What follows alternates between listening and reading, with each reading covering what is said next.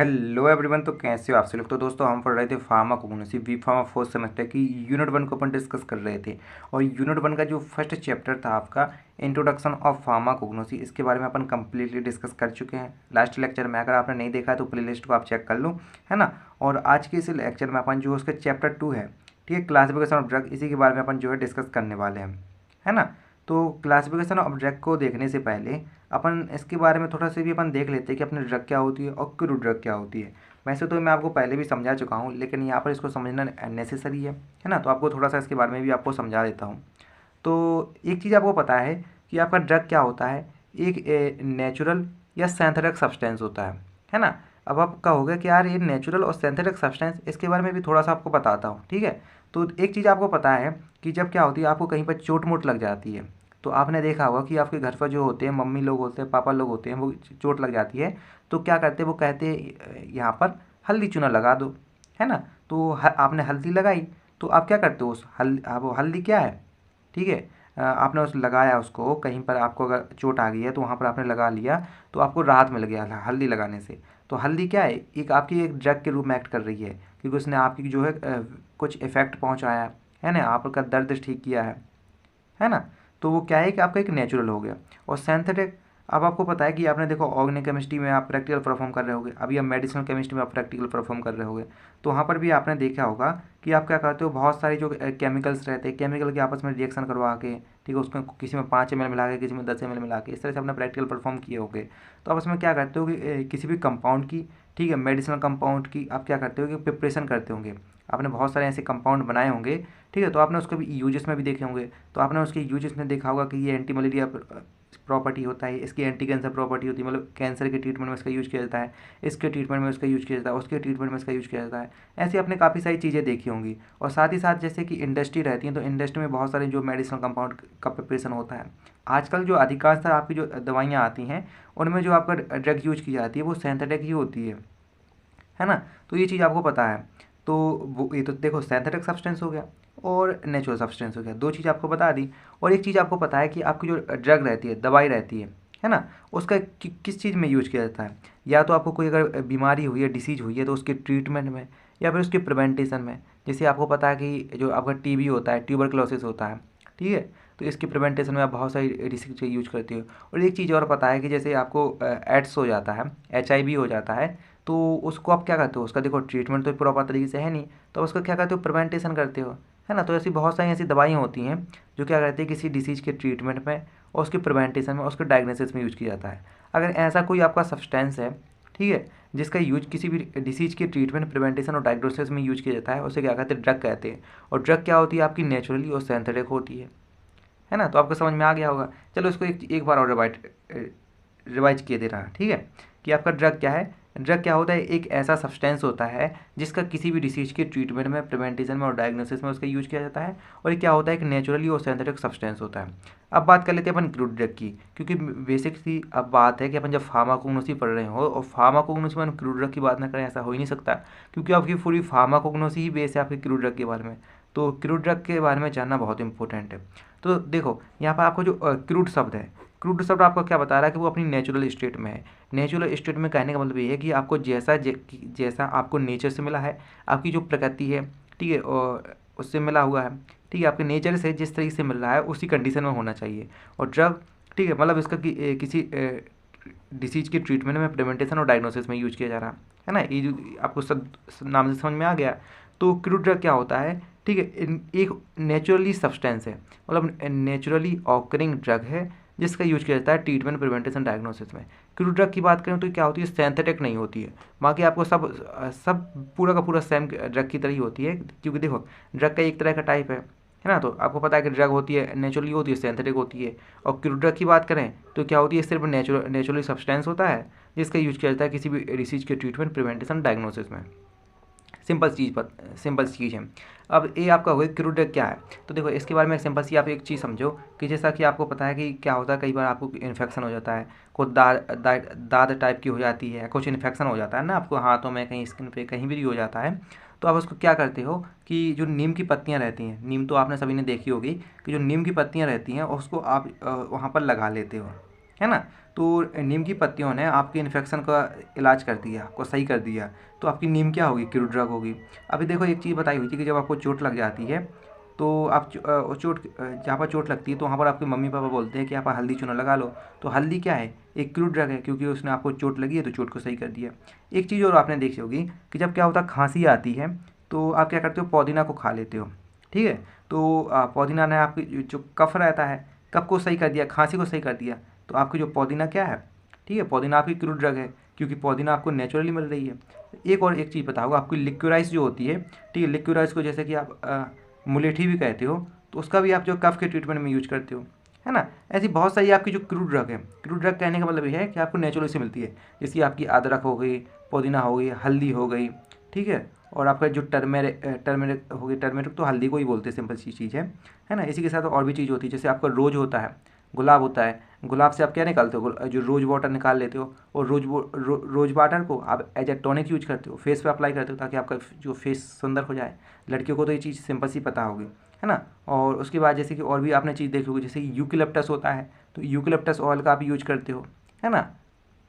सरसों का तेल रहता है, ठीक है, इसका भी आप यूज करते हो। तो ये सब चीज़ें जिनका यूज किया जाता है वो क्रूड ड्रग होता है। तो आपको सिंपल चीज़ पता होगी क्रूड ड्रग क्या होती है। एक आपको नेचर से मिलने वाला एक सब्सटेंस है, याद रखना, एक सिंथेटिक नहीं होता है, बनाया हुआ नहीं होता है, आपको एक नेचर से मिलने वाला सब्सटेंस होता है, जिसका यूज करते हो आप किसी भी डिसीज के ट्रीटमेंट, प्रिवेंटेशन, डायग्नोसिस में।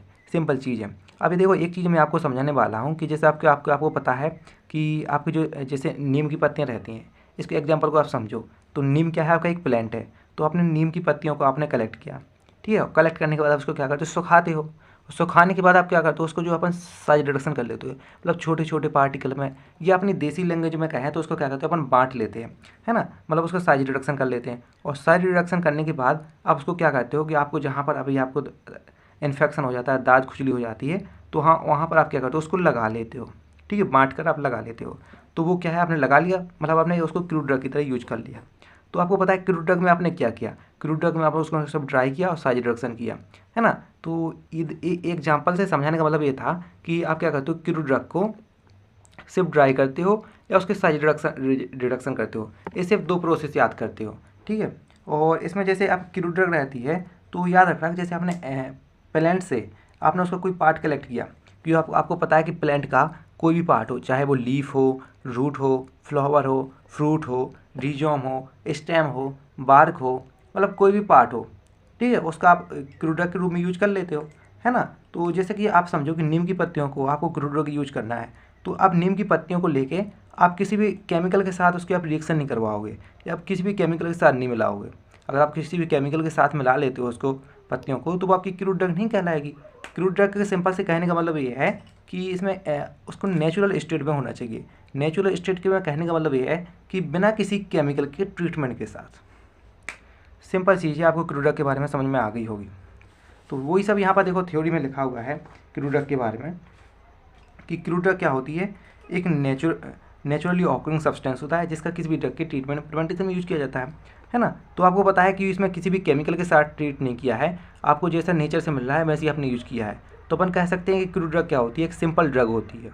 आपकी जो क्रूड ड्रग होती है वो सिंपल ड्रग होती है। सिंपल ड्रग इसलिए होती है क्योंकि आपको पता है कि क्रूड ड्रग वो ड्रग होती है जो आपको नेचर से मिलती है, और जैसे आपको नेचर से मिली तो आपने उसमें किसी भी तरह का केमिकल के साथ आप उसका ट्रीट नहीं कराते हो, विथआउट ट्रीट विथ केमिकल आप उसका यूज करते हो, है ना। इसलिए वो क्या आपकी सिंपल ड्रग है, क्योंकि आपने से किसी भी केमिकल के साथ में उसका ट्रीट नहीं करवाया है, सिर्फ आपने उसको ड्राई किया, मतलब सुखाया है, और उसको आपने क्या किया, साइज रिडक्शन किया है और आपने यूज कर लिया है, किसी भी केमिकल के साथ उसकी रिएक्शन नहीं करवाते हो। इसलिए आपकी क्रूड ड्रग क्या है, एक सिंपल ड्रग होती है, सिंपल सी चीज़ है ना। तो अभी ये आपको एक चीज़ पता है कि आपकी जो क्रूड ड्रग रहती है वो आपकी नेचर से मिलती है, और नेचर के कौन कौन से सोर्स हो सकते हैं, आपकी जो प्लांट्स हो सकते हैं, एनिमल्स हो सकते हैं, मेरीन हो सकते हैं। मेरीन कहने का मतलब है जो समुद्रों से, क्योंकि आपको पता है कि समुद्र में लगभग 5 लाख से ज़्यादा प्रजातियाँ पाई जाती हैं, स्पीसीज पाई जाती हैं, है ना। उनमें से बहुत सारी स्पीसीज रहती हैं, वो क्या रहती है, बायोलॉजिकल एक्टिविटी को शो करती है ना। तो उनका यूज किया जाता है बहुत सारी डिसीज के ट्रीटमेंट में। जैसे कि आपको पता है कि जो समुद्री शैवाल होती है ना, समुद्री शैवाल होती है, उसका गोइटर के ट्रीटमेंट में यूज किया जाता है। आयोडीन की कमी जिनको हो जाती है ना, तो उनके ट्रीटमेंट में यूज किया जाता है। तो ऐसा आपको पता है कि जो मैरीन मतलब समुद्र से भी आपको बहुत सारी ड्रग मिलती हैं, पेड़ पौधों से मिलती हैं, एनिमल्स होते हैं एनिमल्स से भी मिलती हैं, है ना। और एनिमल से जैसे कि आपको पता है कि आपका ब्लड रहता है, ब्लड कहाँ से मिलता है, एनिमल से मिलता है। ब्लड भी एज एक तरह का एक ड्रग ही है ना। तो आपका ब्लड है वो ड्रग है। इसके साथ साथ जो आपको डायबिटीज हो जाती है ना, डायबिटीज जो इंसुलिन, वो आपका एक क्या है, ड्रग है ना। तो ऐसी बहुत सारी ड्रग रहती है जो आपकी पेड़ पौधों से, एनिमल से और जो मैरिन होते हैं उनसे मिलती है। इसके साथ साथ कुछ होती है जो आपकी मिनरल से मिलती है। आपको पता है कि जब आयरन की कमी हो जाती है तो आप क्या देते हो, फेरस सल्फेट का भी यूज करते हो, ठीक है, मैग्नीशियम सल्फेट का भी उसका यूज करते हो, है ना। तो ऐसे बहुत सारे मिनरल्स हैं, चाहे वो मेटल भी हो सकते हैं और नॉन मेटल भी हो सकते हैं, है ना। तो मिनरल से आपको बहुत सारी क्रूड ड्रग मिल जाती है ना। फिर जिनका आप क्या करते हो, यूज करते हो किसी भी ड्रग के ट्रीटमेंट में। और आपको एक चीज़ पता है कि सिर्फ अपने जो क्रूड ड्रग रहती है उसमें आप क्या करते हो, सिर्फ ड्राई करते हो और साइज रिडक्शन करते हैं, सिर्फ 2 प्रोसेस करवाते हैं और उसका अपन क्या करते हैं, नेचुरल स्टेट में आपको यूज कर लेते हैं। ये सब चीज़ मैं आपको अभी समझा चुका हूँ। वो आपको पता है कि आपकी जो क्यूर ड्रग रहती हैं वो आपको जो है नेचुरल सोर्स से आपको मिलती है, इसलिए इनका क्या होता है, बायो डिस्ट्रीब्यूशन होता है। बेसिक सी बात है कि नेचुरल सोर्स से मिलती है और जो नेचर वाला सोर्स होता है ये बहुत बड़ा सोर्स होता है, क्योंकि इस दुनिया में बहुत सारी जो एनिमल्स की प्रजातियाँ हैं, ठीक है, समुद्र में लगभग 5 लाख से ज़्यादा स्पीसीज प्रेजेंट रहती हैं, है ना। तो वहाँ से भी बहुत सारी क्रूड ड्रग आती हैं, पेड़ पौधों से भी बहुत सारी क्रूड ड्रग आती हैं, है ना, क्योंकि जंगल ही तो भरे रखे हैं ना। और जंगलों से बहुत सारी क्रूड ड्रग आती है, मतलब पेड़ पौधों से, ठीक है, एनिमल से हो गई, ठीक है, मेटल अपनी धरती पे बहुत सारे जो मिनरल्स हैं, ठीक है, उनसे मिलती है ना। तो मतलब इनका क्या है, एक बहुत बड़ा डिस्ट्रीब्यूशन हो जाता है ना। तो अपन क्या करते हैं, क्रूड ड्रग को प्रॉपर समझने के लिए, ठीक है, प्रॉपर अंडरस्टैंडिंग के लिए और उनकी एक प्रॉपर स्टडी के लिए आप क्या करते हो, जो क्रूड ड्रग का, ठीक है, एक क्लासिफिकेशन किया गया है, एक प्रॉपर सिक्वेंस में इसका क्लासिफिकेशन करना एक नेसेसरी हो जाता है, ठीक है, किसी भी क्रूड ड्रग को प्रॉपर स्टडी के लिए, है ना, या फिर उसको प्रॉपर समझने के लिए। इसलिए अपनी फार्माकोग्नोसी में क्रूड ड्रग को अपन जो है फॉलोइंग टाइप से क्लासिफिकेशन किया गया है। अब ये फॉलोइंग टाइप कौन कौन से हैं ये भी अपन देख लेते हैं। तो आपके सिलेबस में भी मेंशन है, और वैसे भी आपको फार्माकोग्नोसी में देखो 7 तरह से इसका क्लासिफिकेशन किया गया है। पहला है अल्फ़ाबेटिकल क्लासिफिकेशन, मतलब इसमें जो अल्फ़ाबेटिकल फॉर्म होते हैं उसमें आपका क्लासिफिकेशन किया गया है। दूसरा मॉर्फोलॉजिकल क्लासिफिकेशन, मतलब ये जो क्रूड ड्रग होती है, क्रूड ड्रग की मॉर्फोलॉजी के बेस पे क्लासिफिकेशन, ठीक है। तीसरा है टैक्सोनॉमिकल क्लासिफिकेशन, ठीक है, chemical classification, pharmacological classification, chemo taxonomical classification, serotaxonomical classification. मतलब जो 7 तरह से क्लासिफिकेशन किया गया है फार्माकोग्नोसी में क्रूड ड्रग का, ठीक है। अब अपन इनको बारी बारी से देख लेते हैं कि आपका अल्फ़ाबेटिकल क्लासिफिकेशन क्या कहता है, ठीक है, इनके एग्जाम्पल क्या है और इनकी एडवांटेज और डिसएडवांटेज क्या है, ये अपन देखते हैं। तो सबसे पहले अपन बात करें अल्फ़ाबेटिकल क्लासिफिकेशन की, है ना। तो सबसे पहले अगर अपन अल्फ़ाबेटिकल क्लासिफिकेशन की बात करें तो देखो नाम से समझ में आ रहा है कि अल्फ़ाबेटिकल क्लासिफिकेशन मतलब आपका अल्फ़ाबेटिकल फॉर्म या ऑर्डर। अब अल्फ़ाबेटिकल फॉर्म कैसे, कि मतलब जैसे आपकी जो क्रूड ड्रग होगी, क्रूड ड्रग के नाम होंगे, नाम के बेसिस पे अपन इनको अल्फ़ाबेटिकल फॉर्म में करते हैं। मतलब जो कि जिन ड्रग के नाम ए से स्टार्ट होते हैं उनको सबसे पहले रखा जाएगा, ए से आने के बाद फिर जो जिन ड्रग के नाम बी से स्टार्ट होते हैं उनको फिर रखा जाएगा, उनके बाद जिनके फिर सी से नाम स्टार्ट होते हैं फिर रखा जाएगा, फिर जो डी से स्टार्ट होते हैं फिर रखा जाएगा। जैसे आपको पता है कि आपका अकेसिया रहता है, बबूल रहता है, उसको सबसे पहले रखा जाएगा। उसके बाद आपको बी, जैसे बी से आता है बीज वैक्स आता है, ठीक है, सी से सिंचोना, सिन्नामॉन, ठीक है, और कोरिएंडर ये आते हैं। और डी से आपको पता होगा कि आपका डिल रहता है, ठीक है, ये आता है, धतूरा आता है। तो ये कहाँ से आते हैं, डी से आते हैं। तो इस तरह से जैसे A B C D E F G H I J K L M, मतलब अल्फ़ाबेटिकल फॉर्म में रखा गया है। और इनके जो अल्फ़ाबेटिकल फॉर्म जिस नाम का यूज किया जाता है वो नाम क्या होगा, या तो वो लैटिन नाम का ही वर्ड होगा या फिर इंग्लिश नाम का वर्ड होगा, है ना। हिंदी विंदी अपन जो और भी जो लैंग्वेज होती हैं उनका अपन यूज नहीं करते, सिर्फ अपन इसका लैटिन और इंग्लिश नाम का यूज करेंगे। और उनके नाम का सबसे आगे का जो अक्षर है, ठीक है, उसके बेस पे अपन अल्फ़ाबेटिकल फॉर्म में, ठीक है, इसमें अपन क्लासिफिकेशन में रखते हैं। तो ये लिखा हुआ कि इस क्लासिफिकेशन में क्रूड ड्रग रहती हैं वो अल्फ़ाबेटिकल फॉर्म या ऑर्डर में अरेंज रहती हैं, और अल्फ़ाबेटिकल फॉर्म उनकी लैटिन और इंग्लिश नाम से अपन उसको देखते हैं, ठीक है। अब यहाँ पर देखो कुछ फार्माकोपिया एंड रेफरेंस बुक दी गई हैं, ठीक है, जिनमें अल्फ़ाबेटिकल फॉर्म में क्रूड ड्रग का क्लासिफिकेशन है ना। तो अगर आपसे पूछे कि ऐसी कौन कौन सी फार्माकोपिया हैं या कोई एक रेफरेंस बुक बताओ जिनमें क्रूड ड्रग का क्लासिफिकेशन अल्फ़ाबेटिकल फॉर्म से किया गया हो, तो सबसे पहला है इंडियन फार्माकोपिया। तो इंडियन फार्माकोपिया में क्रूड ड्रग जो है अल्फ़ाबेटिकल फॉर्म में लिखी गई है, ठीक है। ब्रिटिश फार्माकोपिया में भी लिखी गई है, और ब्रिटिश हर्बल फार्माकोपिया है, ठीक है। हर्बल फार्माकोपिया में भी इसी अल्फ़ाबेटिकल फॉर्म में उनका क्लासिफिकेशन है। मतलब पहले ए वाली ड्रग ए नाम से जिनका स्टार्ट होता होगा, फिर बी से जिन ड्रग का नाम स्टार्ट होगा, फिर सी से जिन नाम का ड्रग का नाम स्टार्ट होता होगा। तो इस तरह से उनको रखा गया है। ठीक है। तो Indian pharmacopoeia, British pharmacopoeia, British herbal pharmacopoeia, United state pharmacopoeia and natural फार्मूलरी। ठीक है। ब्रिटिश फार्माकोपिया कोडेक्स होगी, यूरोपियन फार्माकोपिया। ये कुछ एग्जाम्पल हैं जिनमें क्रूड ड्रग का क्लासिफिकेशन अल्फ़ाबेटिकल फॉर्म में है। अब देखो यहाँ पर एग्जाम्पल से अपन समझें कि कैसे जो है अल्फ़ाबेटिकल फॉर्म में रखे गए हैं। कि जैसे आपको पता है कि सबसे पहले अल्फ़ाबेटिकल फॉर्म में ए आता है। देखो इसका एक सिंपल सी चीज़ समझो कि देखो आपने अभी अपने कॉलेज में देखा होगा कि आपकी जो अटेंडेंस की सीट रहती है उनमें देखो जिनके नाम ए से स्टार्ट होते हैं उन्हें पहले लिखा जाता है, फिर जिनके नाम बी से स्टार्ट होते हैं उन्हें बाद में लिखा जाता है, फिर जैसे सी से स्टार्ट होते हैं, मतलब वहाँ पर भी देखा होगा कि अपने अल्फ़ाबेटिकल फॉर्म में नाम लिखे रहते हैं। ठीक इसी तरह अल्फ़ाबेटिकल क्लासिफिकेशन में क्या होता है, अल्फ़ाबेटिकल फॉर्म में ड्रग लिखी रहती है ना। जैसे जिन ड्रग का नाम ए से स्टार्ट होगा उन्हें पहला, जैसे कुछ एग्जाम्पल दिए गए, ए से हो गया आपका आंवला, अकेसिया, एगार। ठीक है। ये देखो वो एग्जाम्पल है, बहुत सिंपल से एग्जाम्पल, इजी वाले एग्जाम्पल मैंने लिखे हुए हैं जो आपको इजीली याद हो जाते हैं, है ना। देखो वैसे तो और आपकी जो कोकाटे की बुक देख लेना, फार्माकोग्नोसी कोकाटे की बुक है, ठीक है, उसमें भी तो आपको बहुत सारे एग्जांपल दिए गए हैं, है ना। लेकिन मैंने वो ईजी से एग्जांपल खुद से लिखे हुए हैं। जैसे ए से आपका आंवला हो गया, अकेसिया, एगार। ठीक है। बी से आपका बीज वैक्स, बेंजोइन। ठीक है। सी से सिन्नामोन, क्लोव हो गया, सिंचोना हो गया, कैस्टर ऑयल हो गया, कोरिएंडर हो गया। डी से आपका धतूरा हो गया, डिल आता है। ई से यूकेलिप्टस, एफेड्रा। ठीक है। एफ से आपका जो फेनल हो गया, फेनल अपन उसको वो भी बोलते हैं फेनल को, अब क्या बोलते हैं इसको, मुझे हिंदी नाम याद नहीं आ रहा, लेकिन फेनल हो गया। ठीक है। फिश लिवर हो गया। जी से आपका जिंगर हो गया, एस से हनी हो गया, है ना। ये आपके कुछ एग्जाम्पल हैं, है ना। तो सिंपल सी चीज़ है कि ये तो अल्फ़ाबेटिकल क्लासिफिकेशन के बारे में, है ना।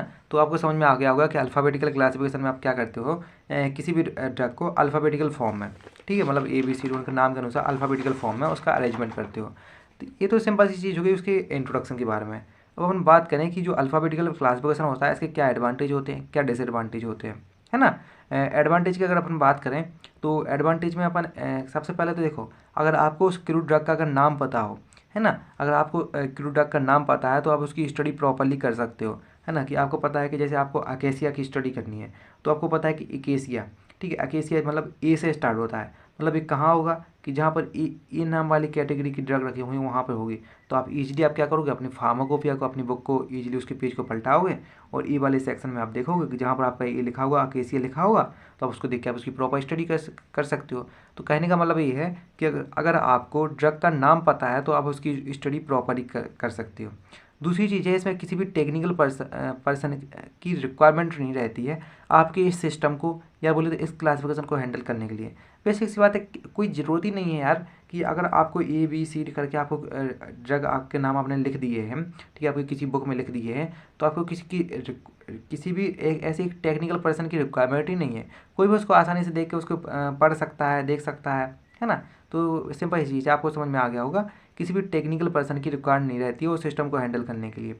साथ ही साथ क्या रहते हो कि अगर इसमें आपको कोई ड्रग रहती है, जैसा अभी देखो आपको एग्जांपल बताया कि जैसे आपको इकेसिया है तो आपको पता है कि ए नाम से है, तो आप आसानी से ट्रेस कर सकते हो कि इकेसिया मतलब ए से स्टार्ट होता है, तो आप ए वाले सेक्शन में रखी होगी, मतलब आप उसको ट्रेसिंग कर सकते हो। लोकेशन, आपको लोकेशन पता होगी, मतलब ए वाले सेक्शन में है तो वहाँ से आप उसकी लोकेशन पता कर सकते हो। ठीक है। एडिशन ऑफ ड्रग, ठीक है, किसी भी ड्रग को आपको एडिशन करना है, जैसे आपको कोई एक आपने नई क्रू ड्रग की डिस्कवरी की है तो आपको उसको एडिशन करना है। तो अगर उसका नाम बी से स्टार्ट होता होगा या सी से स्टार्ट होता होगा, जैसे आपने कोई एक आपको ड्रग ऐड करनी है जिसका नाम सी से स्टार्ट होता होगा, तो आप उसको आसानी से ऐड कर सकते हो क्योंकि आपको पता है सी से स्टार्ट हो रहा है, तो आपको यहाँ ऐड करना है सी वाली कैटेगरी में, तो आप उसको ऐड कर सकते हो। मतलब किसी भी ड्रग का ट्रेसिंग, ठीक है, लोकेशन और एडिशन क्या होता है इसमें बहुत ज़्यादा ईजी होता है। साथ ही साथ ये रहती है क्विक रेफरेंस के लिए बहुत ज़्यादा सूटेबल है, क्योंकि क्विक रेफरेंस के लिए मतलब आपको नाम पता है तो आपको ज़्यादा सर्च करने की जरूरत ही नहीं है, आपको तुरंत का तुरंत रेफरेंस मिल जाएगा। जैसे ही आपको रेफरेंस चाहिए तो अपने पेज पलटाए, फार्माकोपिया के, ये लो भाई ये रेफरेंस हो गया। मतलब आप उसमें क्विक रेफरेंस आप इसके जरिए दे सकते हो। सिर्फ आपको क्या होना चाहिए, आपको उसके बारे में सिर्फ आपको नाम पता होना चाहिए, और अगर आपको नाम पता है तो आपके लिए सब ईजी है, आप उसको आसानी से आप उसको ट्रेस कर सकते हो, ठीक है, उसकी लोकेशन को पता कर सकते हो, ठीक है, उसमें किसी भी अगर ड्रग को का एडिशन करना है तो आसानी से एडिशन कर सकते हो, है ना। अगर आप उसकी स्टडी करनी है तो प्रॉपर से स्टडी कर सकते हो। अगर आपसे कोई उसका रेफरेंस मांगे तो आप आसानी से रेफरेंस दे सकते हो। तो ये तो कुछ उसके एडवांटेज के बारे में बात हो गई। अब अपन बात करें डिसएडवांटेज की, तो डिसएडवांटेज क्या है कि सबसे पहला डिसएडवांटेज तो यही है कि आपका जो अल्फ़ाबेटिकल क्लासिफिकेशन रहता है, ये जो आपकी क्रूड ड्रग रहती है उनके सोर्स के बारे में किसी भी तरह की आपको जानकारी नहीं बताता है ना। इस चीज़ को हमेशा याद रखना कि अल्फ़ाबेटिकल जो क्लासिफिकेशन रहता है वो ड्रग के सोर्स के बारे में किसी भी तरह की जानकारी नहीं देता है। साथ ही साथ ये नहीं बताता है कि आपकी ड्रग जो है ऑर्गेनाइज्ड है या अनऑर्गेनाइज्ड है। देखो, ऑर्गेनाइज्ड और अनऑर्गेनाइज्ड के बारे में पहले बता चुका हूँ। यानी कि ऑर्गेनाइज कहने का मतलब है कि वो ड्रग जो जिसमें सेल्फ एजेंट रहता है, और अनऑर्गेनाइज मतलब वो ड्रग जिसमें सेल्फ एजेंट नहीं रहता है। तो इसके बारे में भी आपका जो अल्फ़ाबेटिकल क्लासिफिकेशन है वो किसी भी तरह का आपकी जानकारी नहीं देता है। वो ये नहीं बताता है कि ये वाली जो ड्रग है ये ऑर्गेनाइज्ड ड्रग है या अनऑर्गेनाइज्ड ड्रग है ना। इसके बारे में अगर आपको जानना है तो मेरा जो लास्ट वीडियो है उसको आप डिस्कस करो, मतलब उसको चेक करो। प्लेलिस्ट में लिंक दिया, डिस्क्रिप्शन में भी लिंक दिया। अगर आपको इसके बारे में जानना है कि ऑर्गेनाइज्ड और अनऑर्गेनाइज्ड ड्रग क्या होती है तो वह उसके बारे में भी आप जान सकते हो। तो इसके डिसएडवांटेज हो गए। क्या डिसएडवांटेज है कि आपके ड्रग के सोर्स के बारे में नहीं बताता है, और आपकी ड्रग जो है ऑर्गेनाइज है या अनऑर्गेनाइज्ड है इसके बारे में भी किसी भी तरह की नॉलेज प्रोवाइड नहीं कराता है। तो ये तो सिंपल सी चीज़ हो गई, ठीक है, कि आपके अल्फ़ाबेटिकल क्लासिफिकेशन के बारे में। अब आपको जो दूसरा क्लासिफिकेशन है वो है टैक्सोनॉमिकल क्लासिफिकेशन। तो देखो, टैक्सोनॉमिकल क्लासिफिकेशन, देखो नाम से समझ में आ रहा है कि इसमें क्या है, टैक्सोनॉमिकल। तो टैक्सोनॉमिकल स्टडी होती है, और टैक्सोनॉमिकल स्टडी में बेसिकली अपन क्या चीज़ देखते हैं कि उस जो क्रूड ड्रग है उसका फाइलम, डिवीजन, ठीक है, ऑर्डर, फैमिली, जीनस, स्पीसीज, है ना, ये सारी चीज़ देखते हैं। देखो सिंपल सी चीज़ आप उसमें इतना सा सुनो कि जब अपन टैक्सोनॉमिकल स्टडी करते हैं या जो टैक्सोनॉमिकल क्लासिफिकेशन होता है, इसमें अपन क्या करते हैं, किसी भी जो ड्रग की उनकी जो फैमिली होती है, उनकी जो स्पीसीज होती है, ठीक है, सब फैमिली होती है, या फिर इनका क्या ऑर्डर है, ठीक है, इन सभी की स्टडी करते हैं और इन्हीं के बेस पे अपन क्या क्लासिफिकेशन लिख देते हैं। कि जैसे कि फैमिली हो गई, तो ये ऐसा समझो कि जैसे आपकी कोई एक ड्रग है तो रोटेसी उनकी उसकी एक फैमिली है। जैसे कि आपको पता है कि फैमिली के बेस पे ये समझो कि जैसे आपके पिताजी हैं वो क्या एक क्रूड ड्रग है, तो आप उसमें आसानी से क्लासिफिकेशन कर सकते हो कि इस फैमिली में ये लोग रहते हैं। जैसे अगर हमारी फैमिली है तो मेरी फैमिली में मेरे पापा रहते हैं, मम्मी रहती है, मैं रहता हूँ, ठीक है, मेरे भाई बहन रहते हैं, है ना। तो इस तरह से उनका अपन क्लासिफिकेशन कर सकते हो, मतलब सेम फैमिली के अनुसार, मतलब उसकी फैमिली के बेस पे, ठीक है, उसके ऑर्डर के बेस पे, ठीक है, फाइलम के बेस पे, डिवीजन के बेस पे, जीनस के बेस पे, स्पीसीज के बेस पे इसमें क्लासिफिकेशन किया जाता है टैक्सोनॉमिकल क्लासिफिकेशन में। जैसे कि अल्फ़ाबेटिकल क्लासिफिकेशन में अल्फ़ाबेटिकल के फॉर्म में क्लासिफिकेशन किया जाता था, इसमें उसकी जो टैक्सोनॉमिकल स्टडी करके क्लासिफिकेशन किया जाता है। तो वही सेम चीज़ लिखी है कि इसके टैक्सोनॉमिकल क्लासिफिकेशन में अपन जो टैक्सोनॉमिकल स्टडी रहती है उनके बेस पर अपन इसका क्लासिफिकेशन करते हैं। और टैक्सोनॉमिकल स्टडी में किसी भी ड्रग की phylum, division, order, family, genus, species, इन सभी के बारे में अपन उसकी स्टडी करते हैं। और जो टैक्सोनॉमिकल क्लासिफिकेशन को अपन बोटनिकल क्लासिफिकेशन या अपन बायोलॉजिकल क्लासिफिकेशन के नाम से जानते हैं। अब आपके मन में एक सवाल आ रहा होगा कि बोटनिकल क्लासिफिकेशन क्यों। तो देखो, बोटनिकल क्लासिफिकेशन, आपको पता है कि जो बोटनी रहती है, बोटनी में अपन क्या रहती है कि जो प्लांट किंगडम, प्लांट्स रहते हैं, पेड़ पौधे रहते हैं, इनके बारे में अपन स्टडी करते हैं। और क्योंकि यहाँ पर अपन जो अपने क्रूड ड्रग है उसके अपन टैक्सोनॉमिकल स्टडी कर रहे हैं, मतलब उसकी फैमिली, ऑर्डर, जीनस, स्पीसीज, इन सभी की स्टडी कर रहे हैं। और जो बोटनिकल क्लासिफिकेशन में भी इन सभी की अपन स्टडी करते हैं। तो कहने का मतलब तो वही हो गया ना, इनडायरेक्टली तो वही हो गया, कर तो सेम ही चीज़ रहे, चाहे अपन उसको बोटनिकल क्लासिफिकेशन के जरिए इन चीज़ों की स्टडी कर लो या अपन टैक्सोनॉमिकल क्लासिफिकेशन के जरिए इन चीज़ों की स्टडी कर लो। इसलिए अपन बोटनिकल क्लासिफिकेशन को अपन टैक्सोनॉमिकल क्लासिफिकेशन भी कहते हैं। और दूसरा है बायोलॉजिकल क्लासिफिकेशन, है ना, क्योंकि आपको पता है कि ऐसी बहुत सारी ड्रग रहती है जो एनिमल से मिलती हैं, ठीक है। क्योंकि बायोलॉजिकल का मतलब क्या होता है, बायोलॉजी में तो आप यही देखते हो, पेड़ पौधे देखते हो, ठीक है, और आपके जो एनिमल्स रहते हैं, ठीक है, उनके बारे में देखते हो, है ना। तो इसलिए अपन इसको बायोलॉजिकल क्लासिफिकेशन भी बोल सकते हैं, है ना। बोटनिकल क्लासिफिकेशन और बायोलॉजिकल क्लासिफिकेशन या जो टैक्सोनॉमिकल क्लासिफिकेशन एक ही चीज़ है। तो टैक्सोनॉमिकल क्लासिफिकेशन में अपन उसकी टैक्सोनॉमिकल स्टडी की बेस पर अपन उसका क्लासिफिकेशन करते हैं। अब इसके एडवांटेज की बात करें तो एडवांटेज क्या है, सबसे पहला क्या है कि यानी कि easy for classification of crude drug, मतलब आपको किसी भी क्रूड ड्रग का क्लासिफिकेशन करना है तो उसके लिए ईजी है। क्योंकि आपको पता है क्रूड ड्रग की अगर उसकी जो टैक्सोनॉमिकल स्टडी है, फैमिली है, जीनस हो गया, स्पीसीज है, इनके बारे में आपको नॉलेज है, ठीक है, उस क्रूड ड्रग के बारे में, तो उसका आसानी से आप उसका क्लासिफिकेशन कर सकते हो, है ना। क्योंकि जैसे आपको पता है रोटेसिया हो गया, तो रोटेसिया फैमिली की जितनी भी ड्रग है उसको आप इस कैटेगरी में रख सकते हो, है ना। जैसे अगर आप है तो आपकी फैमिली के जितने लोग हैं तो आप उसको आसानी से क्लासीफाई करके रख सकते हो, और मेरी फैमिली के जितने लोग हैं उसको आसानी से क्लासीफाई करके रख सकते हो। या फिर जैसे आप कास्ट के सिस्टम से समझ लो कि मतलब जितने भी यादव लोग हैं तो उनको आप अलग क्लासीफाई कर सकते हो, जितने भी राजपूत लोग हैं तो उनको आप अलग क्लासीफाई कर सकते हो, है ना। तो इस तरह से उनकी अगर आपको फैमिली के बारे में, उनकी जीनस के बारे में, स्पीसीज के बारे में, ठीक है, ये आपको प्रॉपर तरीके से आपको नॉलेज है, उसकी आपने स्टडी कर ली हो तो आसानी से आप उसका क्लासिफिकेशन कर सकते हो। दूसरा है कि ये क्लासिफिकेशन क्या देता है कि आप उस क्रूड ड्रग की फैमिली और स्पीसीज के बारे में आपको फुल इन्फॉर्मेशन प्रोवाइड कराता है। ये तो अच्छी बात होगी ना, क्योंकि अपन उसकी फैमिली के बारे में पता चल रहा है, स्पीसीज के बारे में पता चल रहा है। क्योंकि बेसिक सी बात है कि टैक्सोनॉमिकल क्लासिफिकेशन में अपन उसकी फैमिली, स्पीसीज और जीनस, इन सभी के बेस पे अपन क्लासिफिकेशन करते हैं, है ना। तो इसलिए अपन इसमें किसी भी ड्रग की स्पीसीज और फैमिली के बारे में आसानी से पता चल जाएगा। तो इसके एडवांटेज हो गए। तो बहुत ही सिंपल से एडवांटेज थे कि एक क्लासिफिकेशन में ईजी होती है, साथ ही साथ ये फैमिली और उसकी स्पीसीज है क्रूड ड्रग की, इनके बारे में इन्फॉर्मेशन आपको प्रोवाइड कराती है। अब इसके कुछ डिसएडवांटेज भी है कि सबसे पहला डिसएडवांटेज जो सेम डिसएडवांटेज है कि आपकी ड्रग ऑर्गेनाइज्ड है या अनऑर्गेनाइज्ड है, इसके बारे में किसी भी तरह की आपको नॉलेज प्रोवाइड नहीं कराता है। साथ ही क्या रहता है कि आपको जो टैक्सोनॉमिकल क्लासिफिकेशन ये बताने में फेल हो जाता है कि आपकी जो ड्रग है उसमें कौन सा केमिकल प्रेजेंट है और उसका क्या केमिकल नेचर है, साथ ही साथ उसका क्या थेराप्यूटिक यूज है, क्या उसका यूज किया जा रहा है। बेसिक सी बात है कि जब आपने टैक्सोनॉमिकल क्लासिफिकेशन में आपने जो ड्रग को उसकी टैक्सोनॉमिकल स्टडी फैमिली स्पीसीज के बेस पे तो आपने रख दिया, लेकिन उनका उनका नेचर क्या है, ठीक है, उनके क्या यूज है, ये सब तो आपने बताया नहीं, है ना। जैसे कि आप अपनी फैमिली का देखो कि आपकी फैमिली में जैसे फैमिली में जो लोग रहते हैं वो तो आपने रख दिया, है ना, आपने बता दिया कि इस फैमिली में ये लोग रहते हैं, है ना। तो उसकी बेस पे तो आपने उसको फैमिली में रख दिया।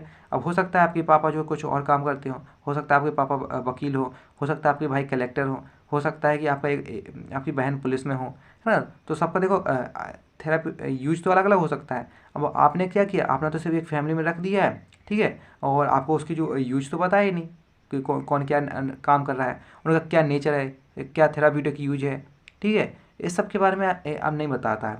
ये टैक्सोनॉमिकल क्लासिफिकेशन सिर्फ आपको उसकी स्पीसीज और उसकी फैमिली इन सभी के बारे में नॉलेज प्रोवाइड कराता है। ये नहीं बताता है कि आपकी ड्रग ऑर्गेनाइज्ड है या अनऑर्गेनाइज्ड है, या फिर आपकी जो ड्रग है उसमें जो एक्टिव इंग्रेडिएंट प्रेजेंट है वो किस केमिकल नेचर का है, ये भी उसका क्या यूज किया जाता है। कि जैसा कि आपको पता है कि अगर इसमें आपने जो रोटेसिया फैमिली रहता है, ठीक है, या फिर आपकी कोई और भी फैमिली हो गई, है ना, तो उन फैमिली में आपने उसको ड्रग को रख दिया, तो ये तो बता दिया कि ये वाली ड्रग इस फैमिली के अंदर आती है। अब ये नहीं बताते हैं कि इस ड्रग का, ठीक है, इस चीज़ में यूज किया जाता है, ठीक है, इसमें जो केमिकल प्रेजेंट है उसका ये नेचर है, ठीक है, ये सब चीज़ नहीं बताता है, सिर्फ बताता है कि इस फैमिली में आता है। ये तो टैक्सोनॉमिकल क्लासिफिकेशन की एडवांटेज और डिसएडवांटेज के बारे में बात होगी। अब इसको कुछ अपन एग्जांपल से भी अपन समझने की कोशिश करते हैं कि देखो सिंपल सी चीज़ है, एक एग्जांपल लिखा है, देखो एग्जांपल आपको देखो मुझे तो पता है याद तो होने वाला है नहीं, लेकिन जिनको याद हो जाए तो अच्छी बात है ना। लेकिन आप समझने के लिए आप नोट्स में भी आप लिख सकते हो कि जी देखो जैसे यहाँ पर एक ड्रग की बात हो रही है तो यहाँ पर देखो लिखा हुआ है जैसे उसका फाइलम होता है तो स्पर्मेटोफाइटा हो गया, डिवीजन एंजियोस्पर्मियम, ठीक है, क्लास जो है बाइकोटाइल डॉन्स, ठीक है, ऑर्डर जो है उसका रोजेल्स है, फैमिली जो है लेग्यूमिनेसी है, ठीक है, सब फैमिली जो है पेपिनेसी है, ठीक है, जीनस जो है इसकी मतलब इस तरह से उसकी जीनस स्पीसीज सब फैमिली ऑर्डर क्लास, मतलब उसकी जितनी भी टैक्सोनॉमिकल स्टडी होती है उसके बारे में यहाँ पर लिखा हुआ है। देखो याद हो जाए तो अच्छी बात है, ना हो तो भगवान भरोसे। लेकिन आप उसको एडवांटेज डिसएडवांटेज इंट्रोडक्शन एक कॉमन है, और अगर आपको एग्जांपल याद हो जाए तो अच्छी बात है, आपको अच्छे नंबर मिल जाएंगे, है ना। तो ये तो आपकी बात हो गई, अपने अल्फ़ाबेटिकल क्लासिफिकेशन की बात कर ली, ठीक है, टैक्सोनॉमिकल क्लासिफिकेशन की बात कर ली। अब अपन तीसरी बात करें वो है मॉर्फोलॉजिकल क्लासिफिकेशन। तो देखो इसमें नाम से देखो मॉर्फोलॉजिकल क्लासिफिकेशन में आप जो क्रूड ड्रग की मॉर्फोलॉजिकल बेस पे आप उसका क्लासिफिकेशन करती हो, और मॉर्फोलॉजिकल तो आपको पता है, मॉर्फोलॉजिकल कहने का मतलब ये है कि मॉर्फोलॉजिकल की आपकी ड्रग जो ऑर्गेनाइज है या आपकी अनऑर्गेनाइज है ना, अपन यही देखते हैं। अब आपका होगा कि मॉर्फोलॉजिकल क्लासिफिकेशन तो वो होता है ना जिसका size shape colour order in सभी के बेस पे करते हैं, लेकिन यहाँ पर जो मॉर्फोलॉजिकल कहने का मतलब ये है कि आपकी क्रूड ड्रग ऑर्गेनाइज है या अनऑर्गेनाइज है। तो इस चीज़ को हमेशा याद रखना कि मॉर्फोलॉजिकल क्लासिफिकेशन में आप क्या करते हो, आपकी ड्रग की ऑर्गेनाइज और अनऑर्गेनाइज, ठीक है, बेसिस पे आप उसका क्लासिफिकेशन करते हो। मतलब जितनी भी ड्रग आपकी ऑर्गेनाइज है उनको एक कैटेगरी में रख दोगे और जितनी भी ड्रग आपकी अनऑर्गेनाइज है उसकी दूसरी कैटेगरी में रख दोगे। अब बात आती है कि ऑर्गेनाइज ड्रग और अनऑर्गेनाइज ड्रग होती क्या है। तो देखो इनके बारे में पहले ही बता चुका हूँ, तो आपको यहाँ पर देखो अगर आपको कुछ याद नहीं आ रहा तो वहाँ पर आप पेज भरने के हिसाब से लिख भी सकते हो कि आपकी ऑर्गेनाइज ड्रग क्या होती है। ठीक है, ऑर्गेनाइज ड्रग वो ड्रग होती हैं जिनमें क्या रहता है, आपका सेलुलर स्ट्रक्चर प्रेजेंट रहता है। ये ऐसी ड्रग जिनमें आपका सेल प्रेजेंट रहता है वो ऑर्गेनाइज ड्रग कहलाती हैं, और वो ड्रग जिनमें आपका सेल प्रेजेंट नहीं रहता है वो अनऑर्गेनाइज ड्रग कहलाती है।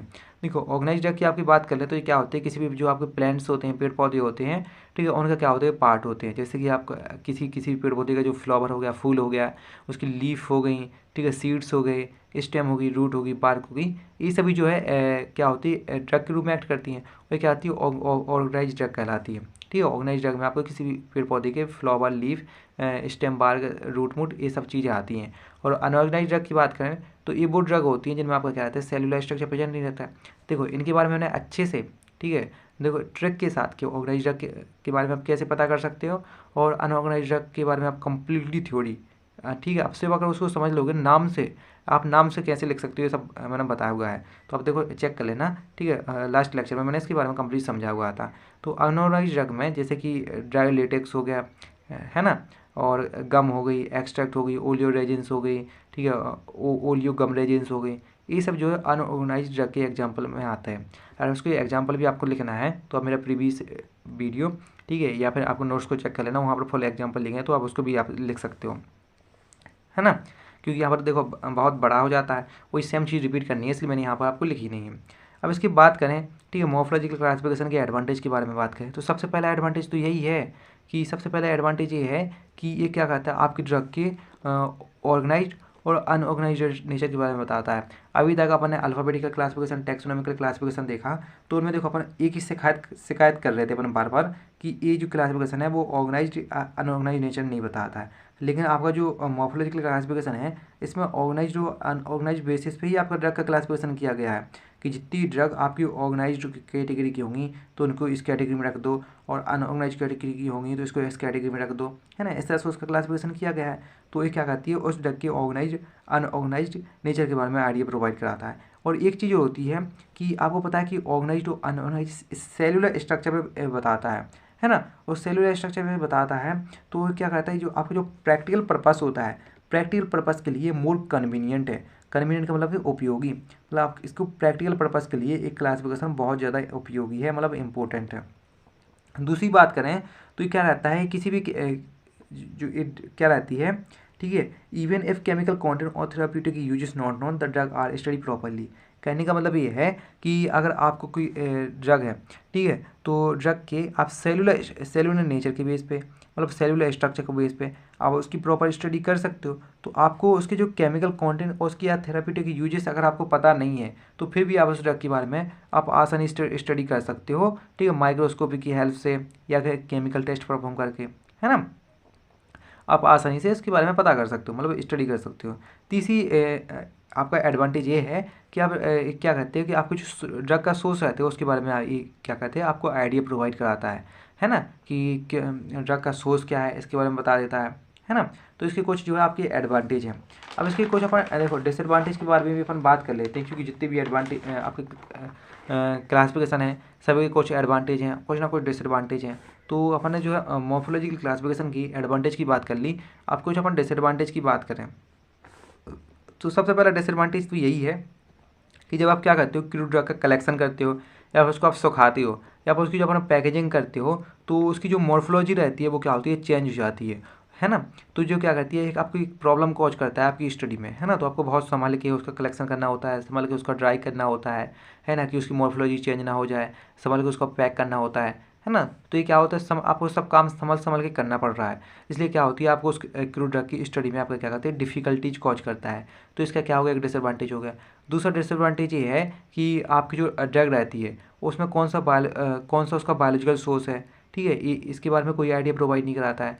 साथ ही साथ उसका जो केमिकल कंटेंट है और उसमें कौन सा केमिकल आपका प्रेजेंट है, इसके बारे में भी किसी भी तरह की कोई भी जानकारी प्रोवाइड नहीं कराता है। और बेसिक सी बात है, जब उसमें कौन सा केमिकल प्रेजेंट है इसके बारे में आपको जानकारी नहीं होगी तो क्या उसके यूजेस के बारे में भी आपको पता नहीं चलता है। सिर्फ इस क्लासिफिकेशन में आपको पता चलेगा कि वो आपको ऑर्गेनाइज्ड है या अनऑर्गेनाइज्ड है, ये से पता चलेगा। इसके साथ ना ही उसका जो बायोलॉजिकल सोर्स, ना ही उसमें कौन सा केमिकल प्रेजेंट है, ना ही उसका क्या यूज है, इसके बारे में जो आपका मॉर्फोलॉजिकल क्लासिफिकेशन रहता है वो किसी भी तरह की आपको नॉलेज प्रोवाइड नहीं कराता है। हम तीसरे डिसएडवांटेज की बात कर लें तो क्या होता है कि आपके बहुत सारे ऐसे केमिकल्स होते हैं जिनमें क्या होता है कि उनका जो नीम की जैसे कोई बहुत सारे ऐसे प्लांट हो गए, जरूरी नहीं कि वो नीम हो, कोई हो, कोई भी प्लांट हो सकता है। तो उसका जो अलग अलग पार्ट रहते हैं, जैसे आपका उसका फ्लावर है तो फ्लावर में अलग केमिकल प्रेजेंट रहेगा, और उसकी जो लीफ है उसमें अलग केमिकल प्रेजेंट रहेगा, और उसका जो तना है, स्टेम है, बार्क है, रूट है, जड़ है, ठीक है, उनमें अलग केमिकल प्रेजेंट रहेगा। तो मतलब जो प्लांट के डिफरेंट डिफरेंट पार्ट अगर डिफरेंट डिफरेंट केमिकल कॉन्स्टिट्यूट अगर उसमें प्रेजेंट है तो इसमें भी क्या होता है, डिफ़िकल्टीज कॉज करता है। ठीक है, इसका कैसे मतलब क्लासीफाई करने में डिफ़िकल्टीज कॉज करता है। वही सेम चीज़ यहाँ पर लिखी हुई है। अब जो अपन चौथे क्लासिफिकेशन की बात करें तो वो है केमिकल क्लासिफिकेशन। तो देखो यहाँ पर नाम से समझ में आ रहा है कि केमिकल क्लासिफिकेशन की बात हो रही है, मतलब आपको जो क्रूड ड्रग है उसमें जो आपका केमिकल प्रेजेंट रहेगा, ठीक है, तो केमिकल के बेस पे, केमिकल मतलब उसमें जो एक्टिव कॉन्स्टिट्यूंट रहता है, जो आपको पता है कि कोई भी क्रूड ड्रग होगी, जैसे कि आपको पता है कि हल्दी होगी तो हल्दी में कोई ना कोई एक्टिव कॉन्स्टिट्यूंट प्रेजेंट होगा, एपीआई प्रेजेंट होगा, ठीक है, जो क्या कहता है कि आपकी जो किसी वो देखो मेन चीज़ तो आपका एपीआई है ना। आपने फार्मास्यूटिक्स में पढ़ी होगी कि एपीआई ही तो आपको रिस्पॉन्सिबल रहता है किसी भी बीमारी को ठीक करने के लिए, है ना। तो आपका जो एपीआई जिस नेचर का होगा उसी नेचर का आपको यूज मिलेगा, है ना। तो उसी तरह कि आपकी जो क्रूड ड्रग रहती है तो क्रूड ड्रग में कौन सा एक्टिव कॉन्स्टिट्यूंट प्रेजेंट है, उसका क्या केमिकल नेचर है, ठीक है, उसी के बेस पे जो है केमिकल क्लासिफिकेशन किया गया है। तो ये लिखा हुआ कि in this type of classification crude drug are arranged according to the chemical nature of active constituent present in the crude drug. मतलब क्रूड ड्रग में जिस तरह से एक्टिव कॉन्स्टिट्यूंट प्रेजेंट हैं उन्हीं के केमिकल नेचर के बेस पे इसमें जो है अपन केमिकल क्लासिफिकेशन में क्रूड ड्रग को अरेंज करते हैं, मतलब क्लासीफाई करते हैं, है ना। तो सिंपल सी चीज़ होगी केमिकल क्लासिफिकेशन के बारे में। अब केमिकल क्लासिफिकेशन के कुछ एडवांटेज और आपके जो डिसएडवांटेज है इनके बारे में भी अपन देख लेते हैं। तो सबसे पहले इसके एडवांटेज क्या है, ठीक है, तो एडवांटेज क्या है कि chemical constituent are known so it is easy to study of drug, है ना। कि आपको पता है कि जो क्रूड ड्रग में केमिकल के नेचर के बेस पे कि कौन सा उसमें केमिकल प्रेजेंट है और उसका क्या नेचर है, इसके बेस पे क्लासीफाई किया गया है। इसलिए आपको उसके ड्रग का केमिकल कॉन्स्टिट्यूट तो आपको पता है, और आपको केमिकल कॉन्स्टिट्यूट पता है तो आप उसकी स्टडी जो है ईजी तरीके से कर सकते हो, उसके यूजेस को आप आसानी से पता कर सकते हो, है ना। क्योंकि आपको पता है कि अगर आप केमिकल कॉन्स्टिट्यूट पता है तो उसके जो क्या उसका मेडिसिनल यूज है, क्या उसकी थेराप्यूटिक सिग्निफिकेंस है। थेराप्यूटिक सिग्निफिकेंस का मतलब यही है कि किस बीमारी को ठीक करने में क्या है उस इम्पोर्टेंस है, ठीक है, किस तरीके से यूज हो रहा है, तो मतलब मेडिसिनल यूज, ठीक है, और जो उसका स्टडी मतलब आसानी से आप उसका कर सकते हो। तो इसके एडवांटेज हो गए। अब डिसएडवांटेज की बात कर लें तो डिसएडवांटेज यही है कि ये वाला भी जो आपका ऑर्गेनाइज्ड और अनऑर्गेनाइज्ड नेचर के बारे में नहीं बताता है। साथ ही साथ आपका जो क्रूड ड्रग रहता है उनका क्या सोर्स है इसके बारे में भी किसी भी तरह की जानकारी प्रोवाइड नहीं कराता है। और जो तीसरा ये है कि this method make no proper placement of drug containing two different type of chemical. कहने का मतलब ये है कि अगर आपकी कोई एक ड्रग रहती है और उसमें 2 तरह के केमिकल प्रेजेंट है तो इसके बारे में भी इसमें जो प्रॉपर तरीके से क्लासिफिकेशन नहीं किया गया है ना। तो यहाँ पर भी अभी जो है एक मतलब प्रॉब्लम देखने को आपको मिलती है इस क्लासिफिकेशन में, तो ये भी आपका एक डिसएडवांटेज हो गया। अब जैसे कि यहाँ पर देखो एग्जांपल में लिखा हुआ है कि जैसे कि आपको जो सिंचुना होता है, सिंचुना में आपका जो एल्कलॉइड और ग्लाइकोसाइड दोनों प्रेजेंट रहते हैं, है ना। और आपको जो नटमेग होगा, नटमेग में आपका जो फिक्स्ड ऑयल और वोलेटाइल दोनों प्रेजेंट रहते हैं, वो भी इक्वल इम्पोर्टेंस के साथ, मतलब दोनों जो है बराबर इम्पोर्टेंस के साथ प्रेजेंट रहते हैं, है ना। तो इस तरीके से इनको एक प्रॉपर कैटेगरी में क्लासीफाई नहीं किया गया है ना। तो अपन देखो सिंपल सा चीज़ इतना समझो कि ये क्या रहता है कि आपके जो इसका डिसएडवांटेज की बात करें किसकी, केमिकल क्लासिफिकेशन की, तो आपकी ड्रग जो ऑर्गेनाइज्ड है या अनऑर्गेनाइज्ड है इसके बारे में नहीं बताता है, साथ ही साथ उसके सोर्स के बारे में नहीं बताता है। और तीसरा ये है कि अगर आपका कोई ऐसे ड्रग है जिसमें 2 तरह के केमिकल प्रेजेंट है तो उसके बारे में भी इसमें जो प्रॉपर तरीके से क्लासिफिकेशन नहीं किया गया है ना। तो इसको इसके डिसएडवांटेज की बात हो गई। अब देखो उसके एग्जांपल को भी समझ लो कि केमिकल क्लासिफिकेशन में किस तरीके से जो है ड्रग को प्लेस किया गया है। कि जैसे कि समझो कि आपकी कोई क्रूड ड्रग है, तो अगर उनमें एल्कलॉइड प्रेजेंट है तो वो ड्रग जिनमें एल्कलॉइड प्रेजेंट है उनको एल्कलॉइड वाली कैटेगरी में रख दिया होगा। जैसे कि सिंचुना में एल्कलॉइड प्रेजेंट रहता है, धतूरा में एल्कलॉइड प्रेजेंट रहता है, बिंका में, नक्सोबिंका में, टी में, रोबोल्फिया में। तो वो ड्रग जिनमें एल्कलॉइड प्रेजेंट रहता है उनको एक कैटेगरी में रख दिया गया है। जिनमें ग्लाइकोसाइड प्रेजेंट रहता है उनको एक कैटेगरी में रख गया है। जिनमें कार्बोहाइड्रेट प्रेजेंट रहता है उनको दूसरी कैटेगरी में, कार्बोहाइड्रेट वाली कैटेगरी में रख दिया है। और जिनमें लिपिड प्रेजेंट रहता है उन्हें लिपिड वाली कैटेगरी में रखा गया है। और जिनमें एंजाइम, ठीक है, तो उनको एंजाइम वाली कैटेगरी में रखा गया। और जो विटामिन और हार्मोन रहते हैं उनको विटामिन हार्मोन वाली कैटेगरी में रखा गया है। मतलब उनके कैसा उसमें केमिकल प्रेजेंट है, उसका एक्टिव इंग्रेडिएंट के केमिकल नेचर के बेस पे जो उनका क्लासिफाई किया गया है।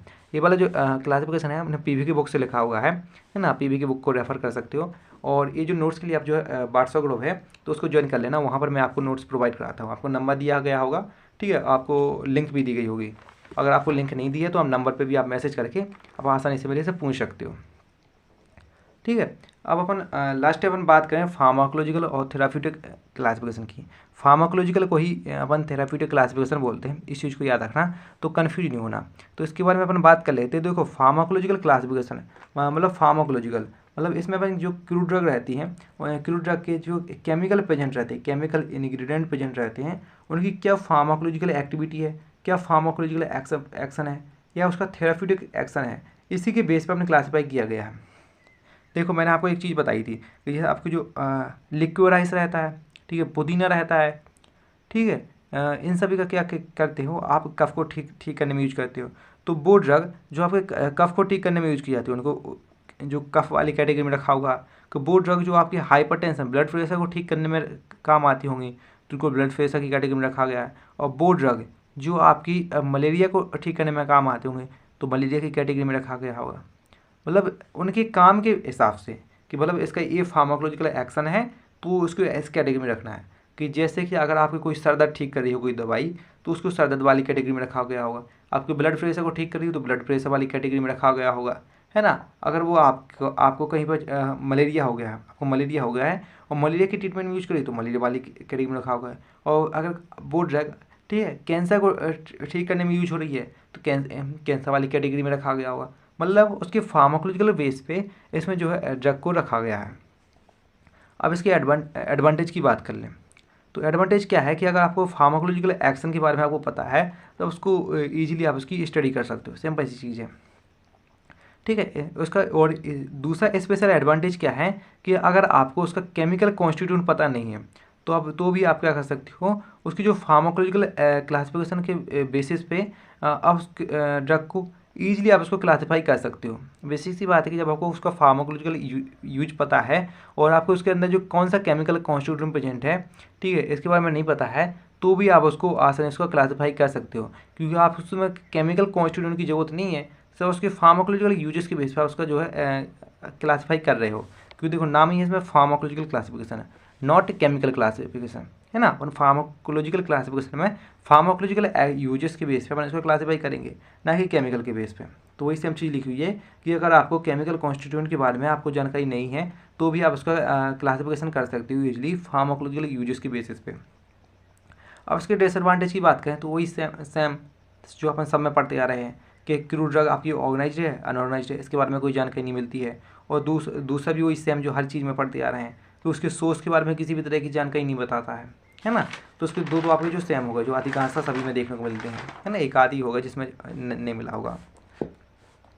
और जो तीसरे की बात कर लें तो तीसरा ये है कि अगर आपका कोई ऐसा कोई प्लांट है, ठीक है, जो दो तरह की आपकी फार्माकोलॉजिकल एक्टिविटी शो कर रहा होगा, ठीक है, उसके बारे में नहीं बताता है।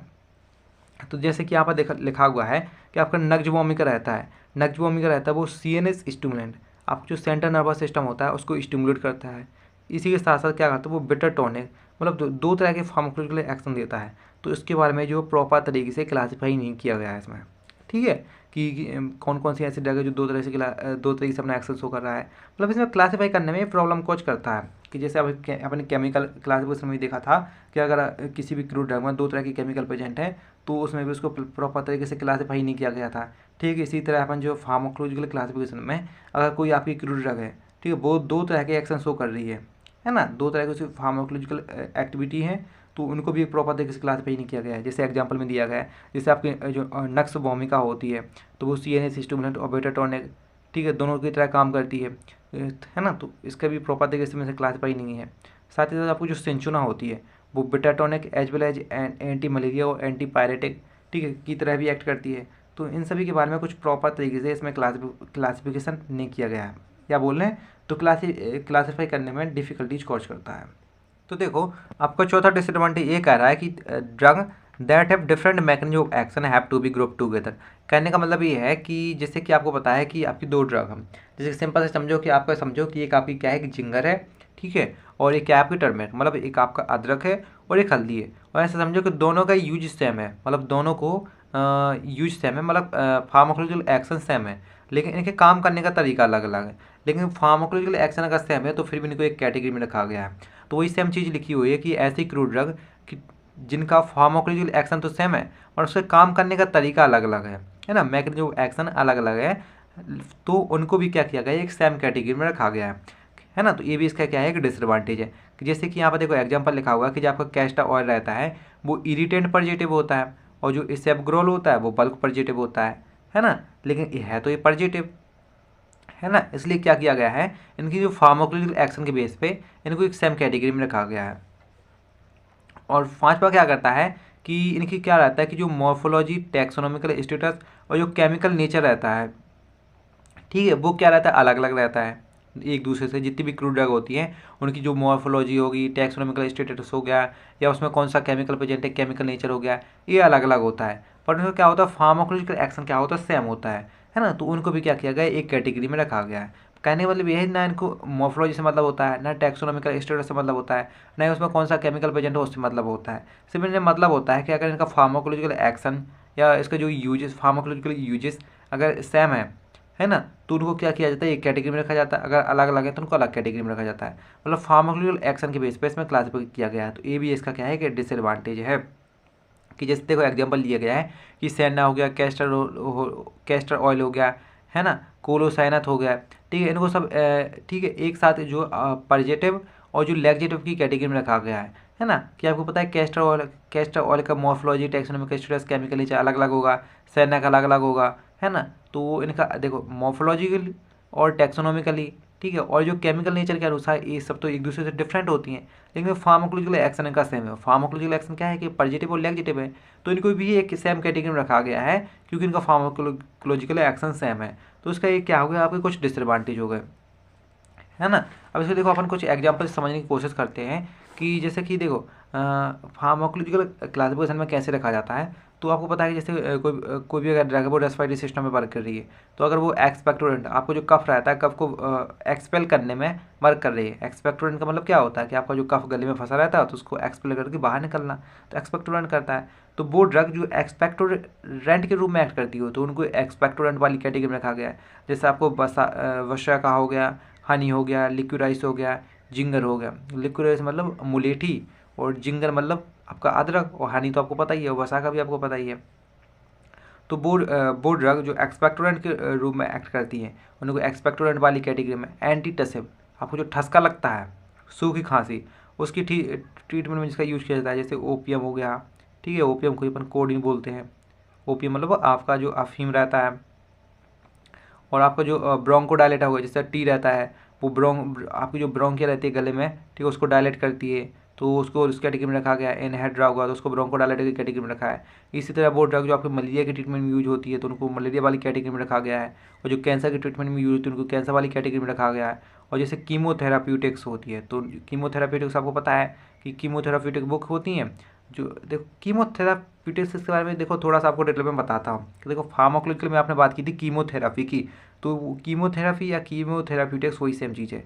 तो कीमोथेरापी में आपने क्या देखा था कि कीमोथेरेपी का मतलब होता है कि अगर आपकी बॉडी में कोई भी बैक्टीरिया प्रेजेंट है, कोई सेल्स प्रेजेंट, ऐसा सेल्स प्रेजेंट है जो आपको नुकसान पहुंचा रहा है, तो आप क्या करते हो कि आप दवाई देते हो, और वो दवाई आपकी बॉडी में जाके, आपके शरीर में जाके जो सेल आपको नुकसान पहुंचा रहा था उसको वो किल कर देता है, और आपके जो खुद की सेल्स रहती हैं, अच्छी सेल रहती हैं, होस्ट सेल रहती हैं, उनको नुकसान नहीं पहुंचाता है। जैसे आपने कोई बैक्टीरिया लिया तो बैक्टीरिया आपकी बॉडी के अंदर इंटर कर गया और आपकी बॉडी के अंदर जाके नुकसान कर रहा है, तो आप क्या दोगे, दवाई दोगे, और वो दवाई दोगे वो जाके क्या करेगी, आपकी जो बैक्टीरिया रहती है उसको किल कर देगी, है ना। तो बैक्टीरिया के सेल्स को उसने किल कर दिया, और आपके जो खुद के सेल्स है, आपकी होस्ट सेल है, उनको नुकसान नहीं पहुंचाता है। तो कहलाता है कीमोथेरेपी। तो आपको पता है कीमोथेरेपी में हम बेसिक से अपन जो एंटीबायोटिक रहते हैं उन्हीं का यूज करते हैं। एंटीबायोटिक मतलब जो आपकी बैक्टीरिया को किल कर दे, तो कीमोथेरेप्यूटिक्स में एंटीबायोटिक का यूज करते हैं। इस तरह इम्यूनोमोडलिटी, जो आपके इम्यून सिस्टम को स्ट्रॉन्ग बनाते हैं, जैसे कि जिनसेक हो गया, तुलसी, अश्वगंधा, है ना, उनको जो इम्यूनोमोडलिटी के कैटेगरी में रखा गया है। और जैसे कि कुछ ड्रग रहती है जो आपकी स्किन के मेम्ब्रेन रहता है उस पर आपकी वर्क करती है, जैसे बीज वैक्स हो गया, बुल फैट हो गए, ठीक है, या बेल्सम ऑफ टोलू या बेल्सम ऑफ पीरो हो गए, या फिर आपका जो सीसम ऑयल हो गया, है ना, ये सब जो स्किन के मेम्ब्रेन पर काम करने वाली दवाई है। या फिर वो ड्रग जो आपके कार्डियोवास्कुलर सिस्टम में वर्क करती हैं, जैसे कि आपका हाइपरटेंशन रहता है, ब्लड प्रेशर को ठीक करने के लिए आप रोबोल्फिया का यूज करते हो। और जो आपकी ब्लड वेसल्स रहती है उनको कॉन्स्ट्रक्ट करने के लिए, सिकुड़ने के लिए आप एफेड्रा एर्गोट यूज करते हो, है ना। आपकी जो ब्लड वेसल्स करने वाले वे पहले क्या देखो, इस तरह से रहती है, मतलब डायरेक्ट रहती है। तो अब बेसो कॉन्स्ट्रक्टर क्या करेगी, उनको ऐसा सिकोड़ देंगी, है ना। तो बेसो कॉन्स्ट्रक्टर जैसे एफेड्रा एर्गोट हो गया। जो कार्डियक डिफरेंसेट, मतलब आपका जो क्या होता है कि जब आपका हार्ट जो है बहुत ज़्यादा तेज़ी से काम करने लगता है, तो उसको जो कम करने के लिए, डिप्रेस करने के लिए, मतलब वो आपकी मान लो पहले जो 1 सेकंड में, ठीक है, 80 बार धड़क रहा था, तो आप क्या देखो, कार्डियो डिप्रेसेंट देखे, उसकी धड़कन को कम कर लोगे। मतलब जो कार्डियो मतलब क्या होता है, कार्डियो मतलब होता है हार्ट। तो हार्ट के एक्शन को डिप्रेस कर देते हैं, मतलब कम कर देते हैं।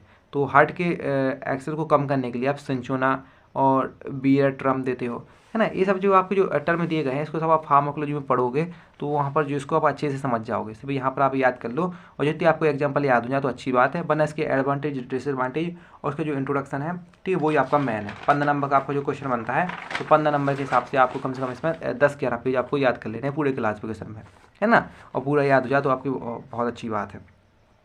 अब आपको जो छठवां क्लासिफिकेशन है वो है कीमो टैक्सोनॉमिकल क्लासिफिकेशन।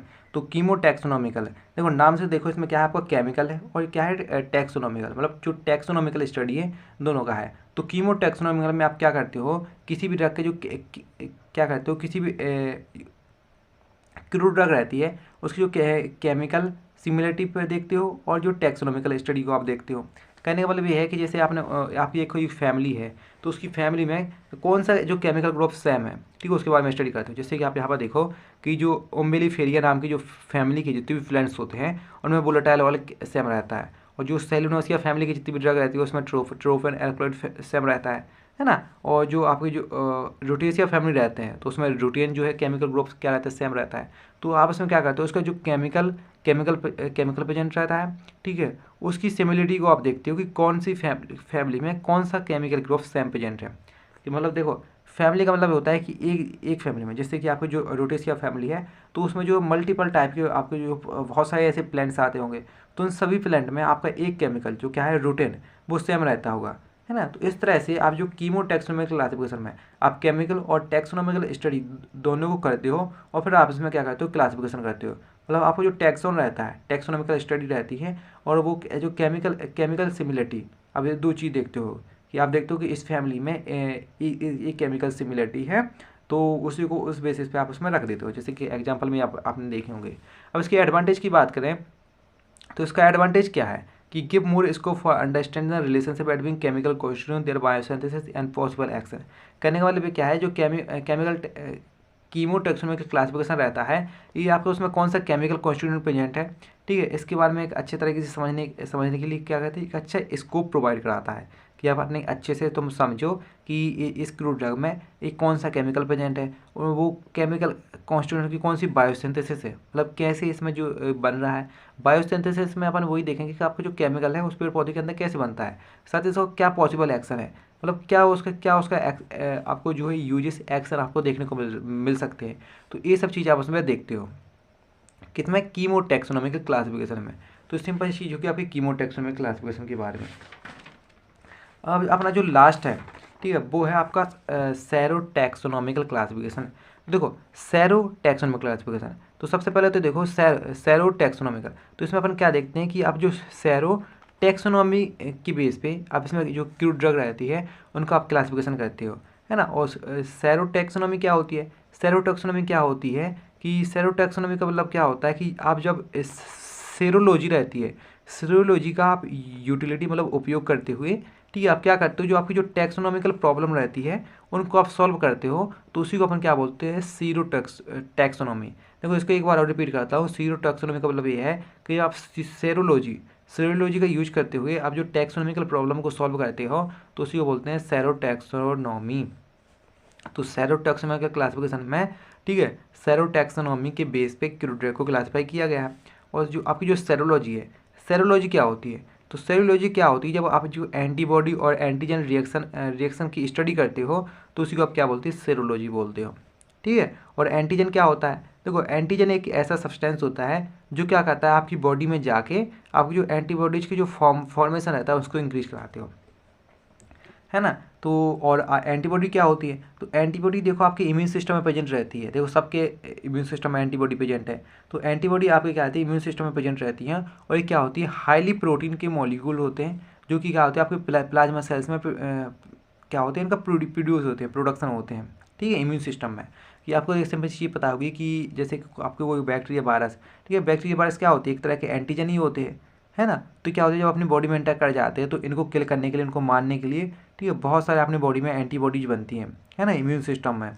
तो वही सब सेम चीज़ लिखी है कि जो जब एंटीजन एंटीजन आपकी बॉडी में एंटर करेगा, तो एंटीजन की वजह से ही एंटीबॉडी का फॉर्मेशन होगा, है ना। और एंटीबॉडी क्या होती है, प्रोटीन के मॉलिक्यूल होते हैं, जो कि आपके इम्यून सिस्टम में आपकी जो प्लाज्मा सेल्स रहती हैं वो इनका प्रोडक्शन कराती है, ठीक है। This classification explain similarities and dissimilarities among different different taxa.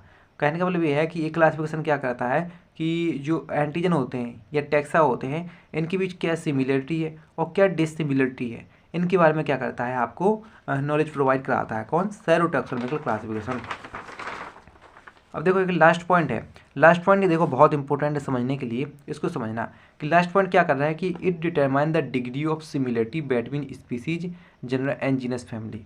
मतलब क्या कहता है कि जो सेरो टैक्सोनॉमिकल क्लासिफिकेशन रहता है कि ये चीज़ आपको बताने में हेल्प करता है कि इसकी स्पीसीज में, ठीक है, और इसकी जो फैमिली होगी, जीनस हो गए, इनमें क्या सिमिलरिटी है, ठीक है, इसके बारे में बताता है। इसमें आप क्या करते हो कि जो क्रूड ड्रग में आप जो एंटीजन रहता है, एंटीजन को आप इंटैक्ट कराते हो, है ना, और फिर देखते हो कि कौन कौन से जो टैक्सा रहते हैं, कौन कौन से एंटीजन रहते हैं, उस एंटीजन के प्रति वो प्लांट किस तरह की एंटीबॉडी आपको बना रहा है, और उसी के बेस में आप कंपेयर करके इसमें क्या करते हो, आप क्लासिफिकेशन करते हो। तो सिंपल सा था आपका सीरो टॉक्सिन क्लासिफिकेशन के बेस पे। होप आपको ये समझ में आ गया होगा, है ना। अगर आपको थोड़ा सा कहीं पर कन्फ्यूजन है तो आपको नोट्स को रीड कर लेना, है ना। जो नोट्स में आपको इजी से लिखा हुआ है, जब आप समझोगे, अगर आपने पहला लेक्चर अच्छे से देखा होगा तो आपको इजी, आप सिर्फ नोट्स देख के ही आप आसानी से समझ सकते हो। तो आप पहले लेक्चर को भी चेकआउट कर लेना, लिंक डिस्क्रिप्शन में दी होगी, ठीक है। आपको जो कमेंट बॉक्स में भी आपको पिन होगा, तो वहाँ से देख लेना। और अगर आप यहाँ पर लास्ट तक रुक रहे हो तो एक बार आप कमेंट में बता देना, ठीक है। और नोट्स के लिए आप जो व्हाट्सएप ग्रुप को ज्वाइन कर लेना, आपको नंबर भी यहाँ पर स्क्रीन पे शो हो रहा होगा, है ना। और तो उस पर अभी आप मैसेज कर देना कि मैं इस सेमेस्टर से हूँ, मुझे इस ग्रुप में इस सेमेस्टर के ग्रुप में ज्वाइन होना है, तो आप वो बता देना, तो मैं उसको ज्वाइन कर दूँगा। या फिर आपको डायरेक्टली आपको लिंक जो है डिस्क्रिप्शन में दे दूँगा, तो वहाँ से आप ज्वाइन कर लेना।